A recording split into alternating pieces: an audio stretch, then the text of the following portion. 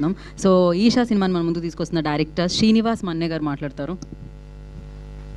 Come to the middle. Thank you అండి, thank you very much. సినిమాని promote చేయండి కూర్చున్న మీ అందరికీ కూడా థ్యాంక్ యూ. నేను మైక్ దూరంగా ఉందేమో అనుకుంటున్నాను, లోపల నుంచి వాల్యూమే తక్కువ వచ్చిందండి. ఏం లేదు సార్, అన్నీ హార్డ్ వర్క్సే. యా ఎస్, బట్ అందరూ హార్డ్ వర్క్ చేస్తూ ఉంటాము. బట్ అన్నిటికీ నేను నమ్మేది ఒకటే, పైన ఉన్న భగవంతుడు అన్నవాడు ఆశీర్వదించాలి, అట్ ది సేమ్ టైం ప్రకృతి కూడా అనుకూలించాలి. ఈ రెండు ఈ సినిమా కుదిరాయని మాత్రమే నేను నమ్ముతున్నాను, అంతకుమించి ఏం లేదు. ఎందుకంటే అందరం ప్రతి సినిమాకు హార్డ్ వర్క్ చేస్తూ ఉంటాం, అందరూ అదే టీమ్స్ ఉంటాయి, అదే కాస్టింగ్, అందరూ అదే ఉండొచ్చు, టెక్నీషియన్స్ అదే ప్రొడ్యూసర్స్. బట్ మన చేతిలో ఏమీ ఉండదు, జస్ట్ హార్డ్ వర్క్ చేయడం వరకే మనది. అవన్నీ అనుకూలించాలి. ఆ అనుకూలించాయి ఈ సినిమాకు అన్నది మాకు షూటింగ్ మొదలైనప్పుడే ఆ ఎక్స్పీరియన్స్ అనిపించింది. ఎందుకంటే మేము లొకేషన్స్ హంట్ చేసి ఒక 2 months మొత్తము అన్నీ చూసుకొని కరెక్ట్ షూట్కి వెళ్ళే టైంకు ఒక పెద్ద తుఫాన్ వచ్చేసి ఆ లొకేషన్స్ అన్నీ వెళ్ళిపోయాయి. అక్కడికి ఆల్రెడీ యూనిట్ అంతా వెళ్ళిపోయాం అరకుకు.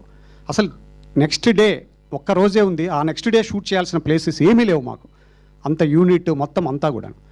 బట్ ఏం చేయాలో తెలియదు, ఈరోజు షూట్ జరుగుతోంది, ఇంకా రేపు షూట్ చేయాలి. మొత్తం టీం అంతా కూడా లొకేషన్స్ హంట్ చేస్తుంటే ఎక్కడా కావాల్సిన లొకేషన్స్ లేవు, అన్ని తుఫాన్తో, పెద్ద తుఫాను. ఆ అరకులో కొండ చర్యలు పడిపోయాయి, అంతా బ్లాక్ అయిపోయింది. ఏం చేయాలో తెలియదు. ఒకటే అనుకున్నాం, భగవంతుడు అనేవాడు ఉంటే దారి చూపిస్తాడని. లక్కీలీ మేము చేస్తున్న లొకేషన్స్ దగ్గరలోనే మాకు చాలా అద్భుతమైన లొకేషన్స్ దొరికాయి. అంటే బహుశా భగవంతుడు దానికన్నా ఇది బెటర్ అని అనిపించేట్లుగా అనుకున్నాము. అలాగే ఎవ్రీథింగ్ ఇక్కడ ఇదే కాదు, ఎవ్రీథింగ్ కూడా మేము అందరూ వెళ్తూ ఉన్నాము. అలా ప్రకృతి అనుకూలించింది, భగవంతుడు అనుకూలించాడు. అదొకటే నేను నమ్ముతున్నాను. అందుకే ఈ సినిమాకు నా ఫ్రెండ్ వెంకట్ అయినట్టు ఈ టీం అయినా, అలాగే దామోదర్ ప్రసాద్ వెనకలు ఉండడం అనేది నాకు, ఎందుకంటే ఆయన ఒక ఫ్యామిలీ మెంబర్ లాగే, నాకు ఒక బ్రదర్ లాగా ఆయన, దాదాపు 10-15 years. వీళ్ళందరూ ఫస్ట్ నుంచి జాయిన్ అయ్యారు, ఈ సినిమాను ముందుకు తీసుకొచ్చారు. అట్ ది సేమ్ టైం లాస్ట్లో చూడండి, ఈ సినిమా ఎలా ప్రమోషన్లు ఏంటి అనుకున్న టైంలో మీకు తెలుసు, బన్నీ వాసు గారి గురించో వంశీ గారి గురించో చెప్పాల్సిన అవసరం లేదు. భగవంతుడు వాళ్ళను కూడా తీసుకొచ్చి కలిపాడు. అదొక్కటే మేము అనుకుంటున్నాం, ఈ సినిమా డెఫినెట్గా ఒక పెద్ద హిట్ అవుతుందని. మా మీద నమ్మకం కానీ ఆ భగవంతుడి మీద ఎక్కువ నమ్మకం ఉంది నాకు.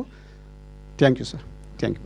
థ్యాంక్ యూ శ్రీనివాస్ గారు, థ్యాంక్ యూ సో మచ్. మీరు ఆత్మల మీదే ఇప్పుడు కథ చేశారు. ఈ సినిమా చూసిన తర్వాత ఆత్మలు ఉన్నాయని నమ్మేస్తామని వంశీ గారు చెప్పారు. ఇప్పుడు ముందే లేవని కట్టెన్ ఓపెన్ చేస్తారు. అంటే ఆత్మలు ఉన్నాయా లేదన్నది మన సృష్టి పుట్టినప్పటి నుంచి డిబేట్ ఉందండి. అందుకే దీంట్లో కూడా ఒక ప్రశ్న ఉంది, ఆత్మలు అన్నది మూఢనమ్మకము, ఇవన్నీ మూఢనమ్మకాలు అనేసి ఒక డిబేట్ ఉంది దీనిపైన. బట్ అక్కడే ఒక సమాధానం కూడా చెప్తాం. ఎందుకంటే మనకు ఏదైనా జరగనంత వరకు అది మూఢనమ్మకమే, అది మనకు ఏదైనా ఒక్కసారి ఎక్స్పీరియన్స్ అయిందంటే అదే నమ్మకంగా మారుతుంది. కాబట్టి ఈ సృష్టిలో ఈ డిబేట్ ఎప్పుడూ ఉంటుంది.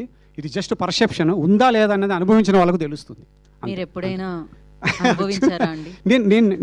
నేను బిలీవ్ చేస్తున్నానండి, ఎందుకంటే అది ఉందని బిలీవ్ చేస్తాను. 100% కృష్ణుడు చెప్పాడు. ఇందులో కూడా ఒక కొటేషన్ ఉంటుంది, human soul is immortal, infinite, omniscient and does not die with the death of the body అని స్వామి వివేకానంద చెప్పారు అన్నమాట.